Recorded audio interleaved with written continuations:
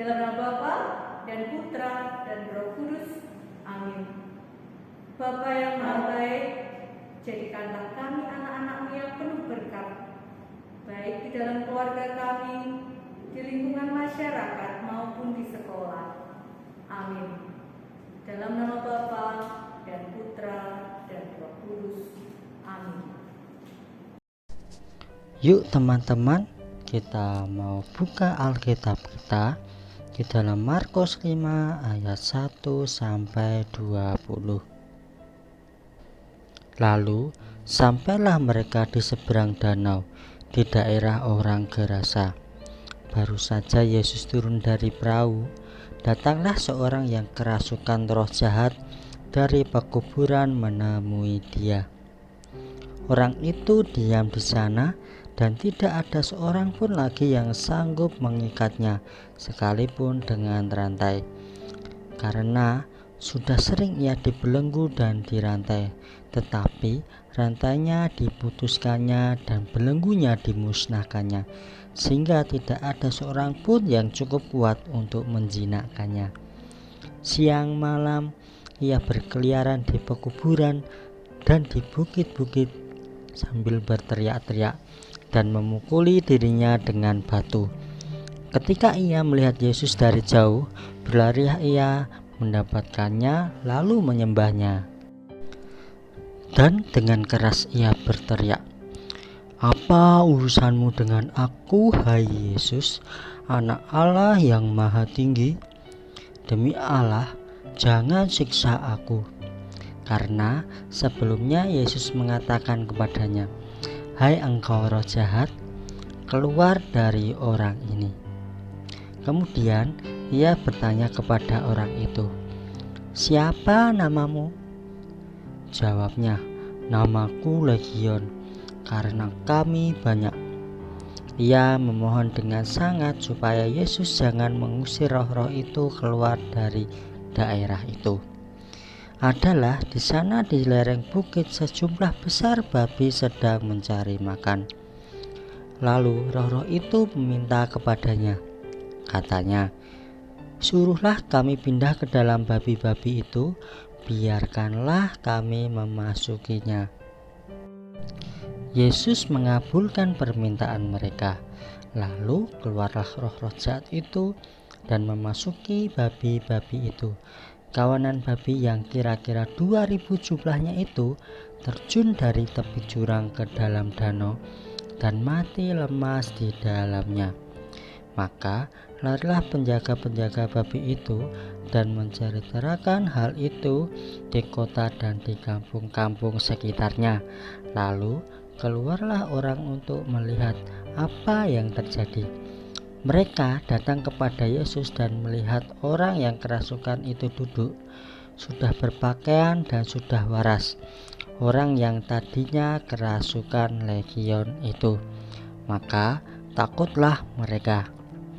Orang-orang yang telah melihat sendiri hal itu menceritakan kepada mereka tentang apa yang telah terjadi atas orang yang kerasukan setan itu dan tentang babi-babi itu.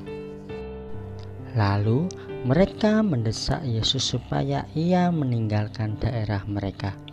Pada waktu Yesus naik lagi ke dalam perahu, orang yang tadinya kerasukan setan itu meminta supaya ia diperkenankan menyertai dia. Yesus tidak memperkenankannya, tetapi ia berkata kepada orang itu, "Pulanglah ke rumahmu, kepada orang-orang sekampungmu, dan beritahukanlah kepada mereka segala sesuatu yang telah diperbuat oleh Tuhan atasmu, dan bagaimana ia telah mengasihani engkau." Orang itu pun pergilah dan mulai memberitakan di daerah Dekapolis segala apa yang telah diperbuat Yesus atas dirinya, dan mereka semua menjadi heran. Teman-teman, dari Injil Markus tadi kita melihat kisah bahwa Yesus bertemu dengan orang yang kerasukan roh jahat, yaitu berada di daerah orang Gerasa ya. Tidak ada seorang pun yang cukup untuk menjinakkan orang yang kerasukan setan tadi. Hanya Tuhan Yesus yang mampu menyembuhkan orang yang kerasukan setan. Lalu apa yang terjadi? Perubahan apa yang terjadi pada orang yang kerasukan setan tadi setelah disembuhkan sama Tuhan Yesus?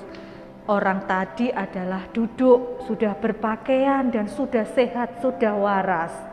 Kemudian Tuhan Yesus memperbolehkan orang yang sudah sembuh tadi untuk pulang ke rumah. Kenapa? Agar supaya menceritakan kebaikan Tuhan di dalam masyarakat orang tadi, di keluarga orang tadi. Nah, renungan atau inti dari renungan hari ini, Bu Lucy ingin mengajak kalian semuanya bahwa walaupun pada masa pandemi kita sekolah dari rumah, walaupun kita belajar dari rumah, kita harus tetap memberikan berkat kepada orang lain, kepada keluarga kita. Janganlah menjadi anak yang suka ngeyel sama orang tua. Bagikanlah kebaikan Tuhan dengan cara kalian yang sangat sederhana.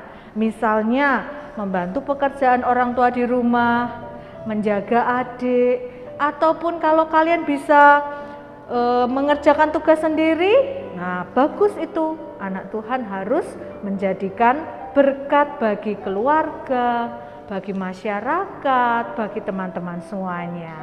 Oke, itu adalah inti renungan pada hari ini. Mari teman-teman kita berdoa dalam nama Bapa dan Putra dan Roh Kudus.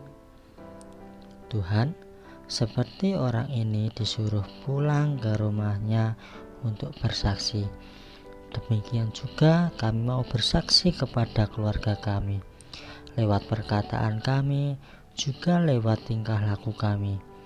Kami ingin keluarga kami melihat bahwa ada Tuhan Yesus di hidup kami. Kami mau jadi anak yang taat, anak yang menghormati orang tua, dan anak yang mau melakukan perkara kecil di rumah untuk membantu pekerjaan rumah. Kami mau rajin belajar juga selama di rumah. Kami juga mau terus bersyukur pada Tuhan. Di dalam nama Bapa dan Putra dan Roh Kudus. Amin.